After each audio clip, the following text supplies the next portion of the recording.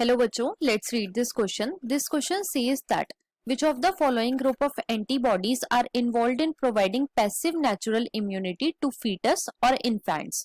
तो बेसिकली इस क्वेश्चन में हमसे पूछा गया है कि कौन सी ऐसी एंटीबॉडीज हैं जो कि फीटस और इन्फेंट में as a passive natural immunity provide कराई जाती हैं. Option 1 IgG and IgM, option 2 IgA and IgG, option 3 IgA and IgD and option 4 IgG and IgE. अब अगर इस क्वेश्चन के मैं की कॉन्सेप्ट की बात करूं तो इस क्वेश्चन का जो की कॉन्सेप्ट है वो है passive immunity. Let me right it over here. की कॉन्सेप्ट इज पैसिव इम्यूनिटी. तो बच्चों पैसिव इम्यूनिटी होती क्या है? पैसिव इम्यूनिटी ऐसी इम्यूनिटी होती है जिसमें हम होस्ट को बनी बनाई एंटीबॉडीज देते हैं. Right. So this is the immunity in which prepared antibodies are given to host. Right. अब जो पैसिव इम्यूनिटी होती है बच्चों, इसकी इंटेंसिटी तो फास्ट होती है, फास्ट इंटेंसिटी, लेकिन जो इसका ड्यूरेशन होता है ये काफी ज्यादा शॉर्ट होता है, शॉर्ट ड्यूरेशन.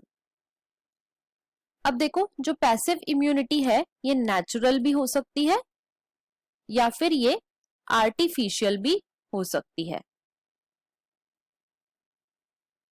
राइट. अब जो इन्फेंट्स या फिर फीटस में जो पैसिव नेचुरल इम्यूनिटी होती है उसमें कौन कौन सी एंटीबॉडीज आती हैं? तो बच्चों उसमें आती है एक तो IgA और एक आती है IgG. अब ये दोनों आती कहां से है? तो जो IgA है बच्चों ये तो प्रेजेंट होती है कोलोस्ट्रम में. राइट.